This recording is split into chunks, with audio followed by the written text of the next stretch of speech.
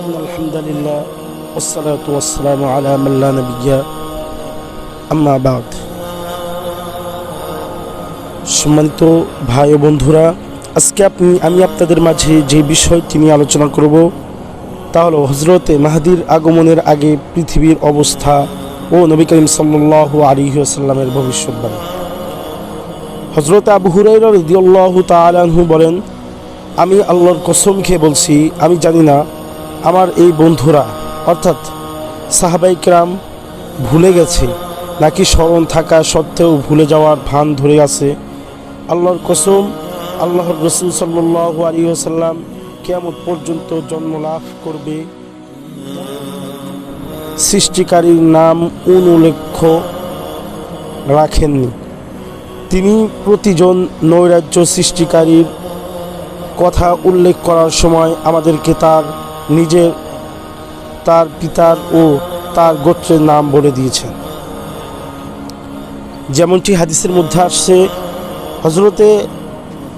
হজরতে হুযায়ফা রাদিয়াল্লাহু তাআলা আনহু বর্ণনা করেন, আল্লাহর রাসূল আমাদের মাঝে দাঁড়ালেন। সেই দাঁড়ানো অবস্থায় তিনি কিয়ামত পর্যন্ত সময়ে সংঘটিত হবে এমন একটি ঘটনা বর্ণনা করতে বাদ রাখেননি। যারা পেরেছে তারা নবীজির সেই বক্তব্যটি মুখস্থ করে রেখেছে, আর যারা পারেনি তারা ভুলে গিয়েছে। তারা এই সাহাবীগণ সেই ঘটনাটি জানেন। আর অবস্থা এই যে যখনই সেই ঘটনাটি আলোচনা ওঠে তখন আমার সব কথা মনে পড়ে যায়। যেমন মানুষ কোনো মানুষের অনুপস্থিতিতে তার মুখ অবয়ব স্মরণ রাখে, আর যখনই তার মুখ অবয়ব স্মরণ রাখে আর যখনই চোখের সামনে দেখে সঙ্গে সঙ্গে তাকে চিনে ফেলে।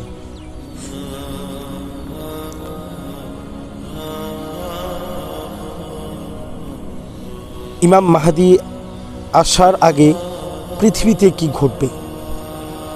মদিনা শরীফ থেকে আগুনের আত্মপ্রকাশ। হযরতে আবু হুরায়রা রাদিয়াল্লাহু তাআলা আনহু থেকে বর্ণনা, আল্লাহর রাসূল সাল্লাল্লাহু আলাইহি ওয়াসাল্লাম বলেছেন, যতক্ষণ না হেজাজ থেকে একটি আগুন প্রজ্বলিত হবে বুশরার উটগুলোর ঘাড়কে আলোকিত করে দেবে, ততক্ষণ পর্যন্ত কিয়ামত সংঘটিত হবে না।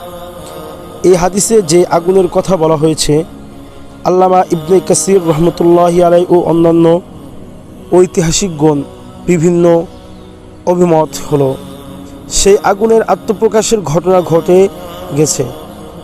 এই আগুন 650 হিজরি জুমাদা সানি মাসে এক শুক্রবারে পবিত্র মদিনায় কোনো এক উপত্যকা থেকে আত্মপ্রকাশ করেছিল এবং প্রায় 1 মাস পর্যন্ত বহাল ছিল। বর্ণনাকারীগণ তার ধরন এই লিখেছে যে হঠাৎ হেজাজের দিক থেকে এই আগুন আত্মপ্রকাশ করেছিল এবং মনে হচ্ছিল সেটি আগুনের পূর্ণ একটি নগরী এবং তাতে দুর্গ বুরুজ সবই আছে। তার দৈর্ঘ্য ছিল 4 ফরসখ আর প্রস্থ ছিল মাইল। আগুনের ধারা যে পাহাড় পর্যন্ত পৌঁছে যেত তাকে সীসা ও মোমের মতো গলিয়ে দিত। তার শিখার মধ্যে বিজলির গর্জন ও সমুদ্রের তরঙ্গমালার মতো জোশ ছিল।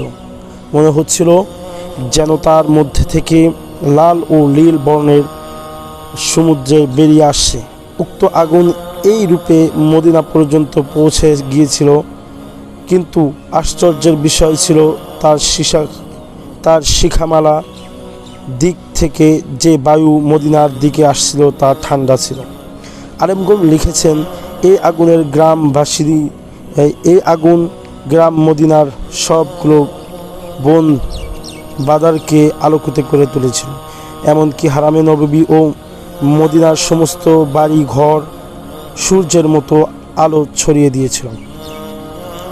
মানুষ রাতের বেলা সেই আলোতে সমস্ত কাজ আঞ্জাম দিত এবং সেই দিনগুলোতে উক্ত অঞ্চলের উপর সূর্য ও চাঁদের আলো স্নান হয়ে গিয়েছিল।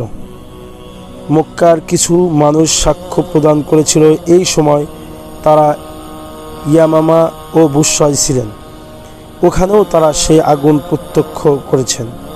এই আগুনের বিস্ময়কর বৈশিষ্ট্যগুলো একটি এই ছিল যে এই আগুন পাথরকে গলিয়ে কয়লা বানিয়ে দিয়েছিল, কিন্তু গাছগাছালির উপর তার কোনো প্রভাব পড়েনি। বর্ণিত আছে বনে অনেক বড় একটি পাথর ছিল, যার অর্ধেক মদিনার হারামের সীমানার মধ্যে ছিল আর অর্ধেক ছিল হারামের বাইরে। আগুন হারামের বাইরের অংশটুকু পুড়িয়ে কয়লা করে দিয়েছিল বটে, কিন্তু যে অংশটি হারামের সীমানার মধ্যে ছিল সেটি পূর্বের মতোই ঠান্ডা ও অক্ষত পড়ে থাকল। পাথরের আধা অংশ সম্পূর্ণ নিরাপদ থাকল। বুশরা অধিবাসীরা সাক্ষ্য প্রদান করেছে সেই রাত